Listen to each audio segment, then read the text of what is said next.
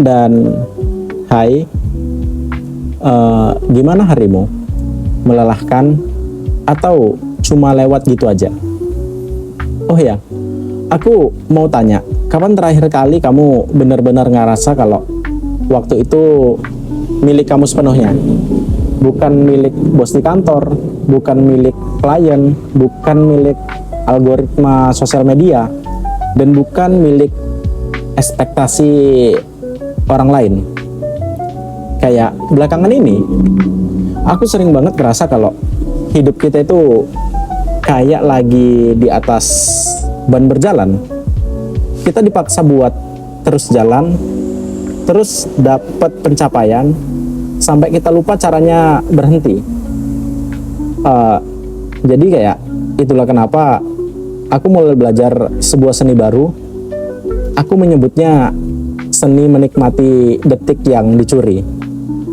Mencuri di sini bukan berarti ngambil barang orang ya, tapi mencuri waktu dari keriuhan dunia buat kita kasih ke diri kita sendiri. Cuma 5 menit, 10 menit, tapi rasanya kayak nemu mata air di tengah padang pasir. Oke, mari kita obrolin gimana caranya mencuri yang legal dan menenangkan ini. Ya, ini adalah sebuah sebuah seni baru yang kadang aku mikir kayak gimana caranya kita bisa sebenarnya terinspirasi kayak gimana caranya kita bisa menikmati waktu gitu. Cuman kan kalau misalnya mendengar kata waktu itu kayak lebih dari detik gitu kan, kayak jam, hari malahan gitu. Oke, detik yang dicuri itu kayak seringkali ada di celah-celah kejadian yang kita anggap ngebosenin. Misalnya pas kita lagi nunggu lampu merah yang lamanya kayak minta ampun, biasanya kita bakal ngedumel atau buka HP atau klakson gak jelas. Tapi coba deh sesekali curi momen itu, kayak taruh HP, liatin orang sebelah, liatin langit yang warnanya mulai berubah, atau dengerin suara kendaraan di sekitarmu sebagai kayak melodi aja gitu. Coba buat kayak gitu. Atau kayak pas kita lagi nyeduh kopi gitu, alih-alih mikirin kerjaan yang numpuk, coba curi 3 menit buat bener-bener nyium bau kopi, rasain uap hangatnya di muka. Di detik itu kamu nggak lagi lari, kamu lagi berhenti sebenarnya. Oke, dunia mungkin mikir kamu lagi buang-buang waktu, tapi sebenarnya kamu lagi ngisi bensin mental kamu. Kita sering terlalu fokus sama garis finish sampai kita lupa kalau perjalanan itu isinya adalah kumpulan detik-detik kecil ini.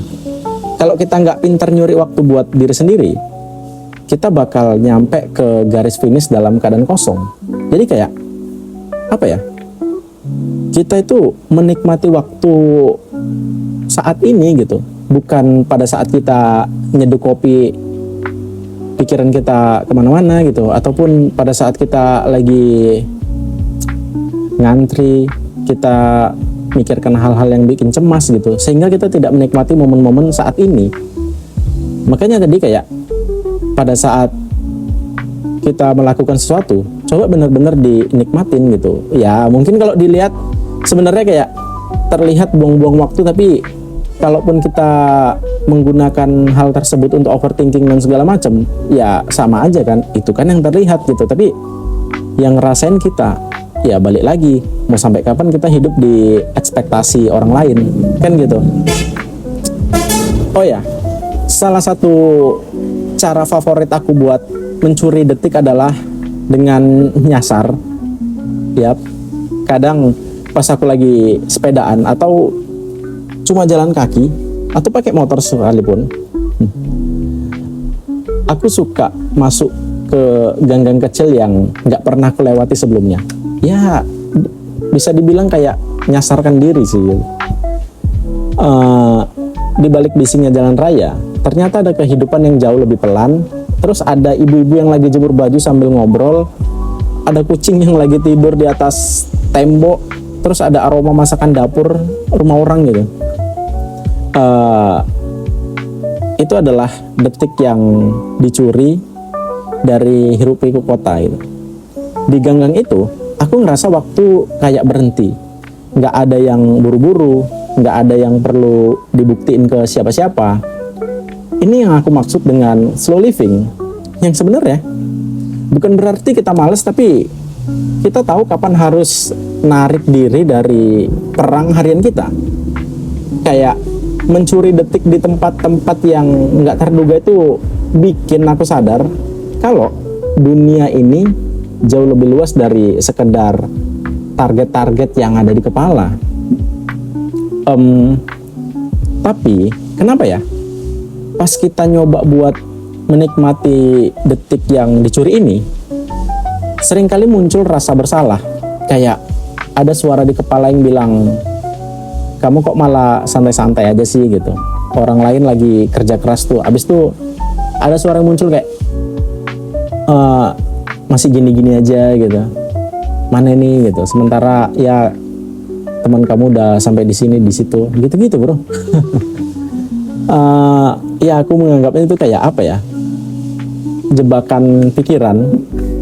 Kita dididik buat ngerasa berharga cuman kalau kita lagi sibuk, padahal menurut apa yang aku pelajari dari filosofi teras, ya by the way aku juga mempelajari itu baru-baru sih sebenarnya, tapi perbaiki kalau misalnya ada yang salah di kolom komentar.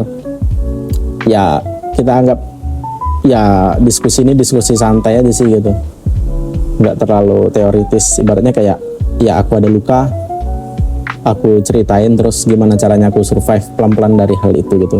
Ya aku berharap teman-teman juga apa ya, juga melakukan hal yang demikian di kolom komentar sehingga kita bisa diskusi di situ. Oh ya, back to topic.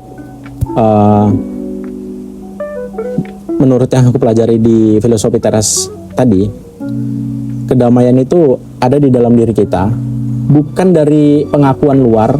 Kayak kita punya hak penuh atas pikiran dan waktu kita.